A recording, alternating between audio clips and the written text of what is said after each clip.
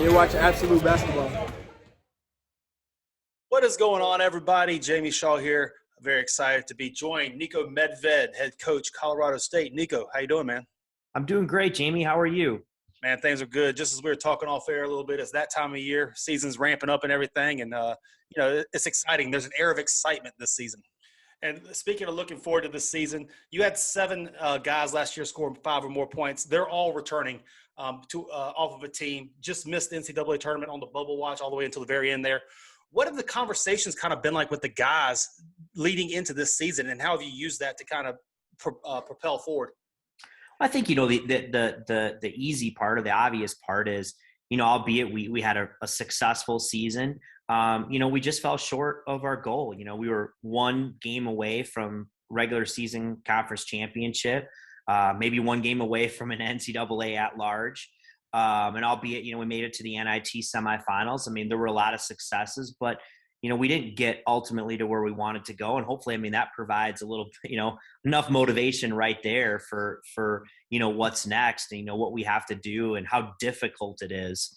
You want to take the next step, but how hard it is to be, become good to great. And so I think that's what we talked about, and just kind of realize that it's like, again, it sounds like a cliche, but about the process of, doing the hard things every day, doing the simple things well, and just going to work every day and continuing to build what we're doing and build our culture. And I think that's kind of what we're focused on. I think we put together a really, really good non-conference schedule that's almost done here, and one that'll give us an opportunity. And all you can ask for is an opportunity, and we think we've got a great one.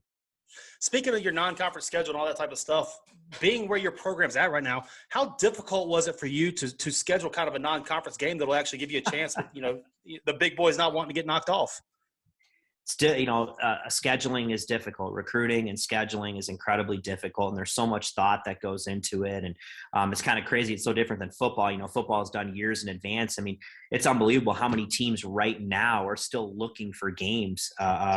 And I think some of that is also with the COVID stuff, Jamie. There's still a lot of teams last year that, had makeup games already built into their schedule. There's so many other things going on that have made this year kind of unique. But yeah, it is difficult. People are looking at it. You obviously want to win games. You want to put together a schedule that gives you a chance to be an at-large. And really that is our primary focus. And, we feel like we've been able to do that.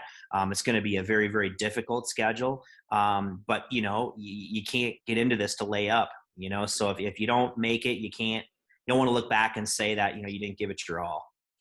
One of the players you'll be looking at this season, David Roddy, he returns almost 16 per game last year, 9 rebounds at 6'5", 250. How do you best utilize his unique game, and what are your expectations of him this coming season? I've said it so many times. He's the most unique player I've ever coached. He's the most versatile player I've ever coached.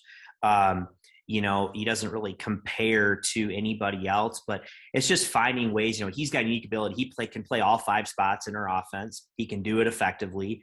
Guard bigger guys, guard smaller guys. He's a really effective passer and scorer, shooter, and so he and rebounder on both ends. And so it's really just, he's got such a great understanding. It's moving him around, understanding matchups. We have the ability to play small ball a lot, which was very effective for us, where he's essentially like a pseudo center, point center. And we'll also play bigger, and take advantage of his size against smaller players. But he makes you look a lot better as a coach when you got guys like that. You can draw up all these things. It always works better, when you have a guy like him on the receiving end. But we try to get pretty creative with how we use him. We really move him around the court, and I think he's one of the most difficult, if not the most difficult, matchup in the Mountain West.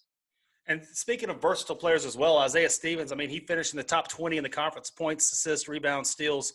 How has his summer progression been, and what can we expect from him this upcoming season? He's a warrior, man. He has just got the it factor.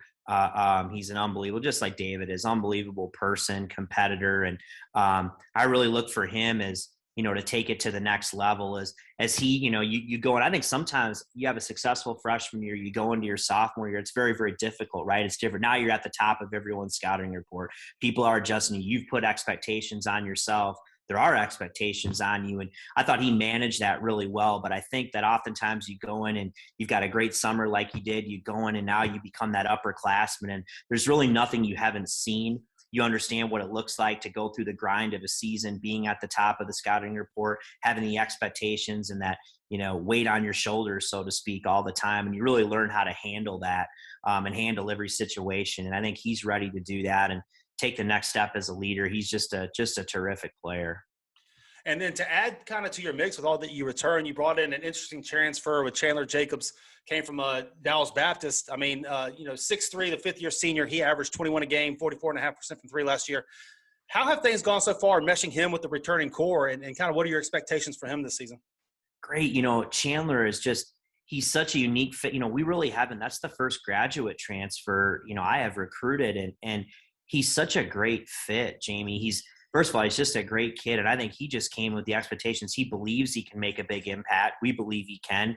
But I think he's just wants, whatever role he can have to help the team. And that's going to be a big role, whatever that looks like. He's going to be one of the best athletes in our league. I believe that.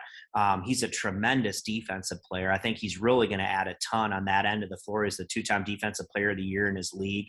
That's an area he'll help us immediately with. He's also a guy that can, go create his own shot, get to the basket, make a three. And I think for him, it was great to have him here all summer. And I think as the summer went on, he started to feel more and more comfortable, obviously with what we're doing conceptually, but also with his teammates. And so we're really excited about him. And I think he's going to really add to what we're doing. No doubt. And what you're doing is leading the league, I guess, in offense. In league play, first in field goal percentage, 2-point field goal percentage, 3-point field goal percentage, free throw percentage, second in assists and all that. How does that play into kind of your philosophy, and how do you kind of improve upon something that's already so good? I agree. I think we did a good job offensively. Our teams have been the way, but we can get a lot better. We turn the ball over too much. We've been inconsistent, at times in our production, and we've got to get more consistent that way. We've got to attack certain things better. Continue to be more efficient. There's always, you strive to master something, you never perfect it, but I still think we've got, a long ways to go to continue to read different situations better, become more efficient. So we got to turn the ball over less, and we turn the ball over too much. And I've said that now, 4 times. I think our guys, hear me. And but at the same point in time, we're a team that we play aggressive. We're going to turn the ball over some. We play aggressive. We attack you. I don't want tentative players. And so, we had a grip, but last year was last year, Jamie. Just because you made shots last year and we're efficient, that doesn't guarantee anything this year. So we got to put in the work and work on our chemistry and execution and continue to do that. But I think what last year shows is we have the ability to be a really good offensive team, but now we got to go out and earn it. And you're watching Absolute Basketball.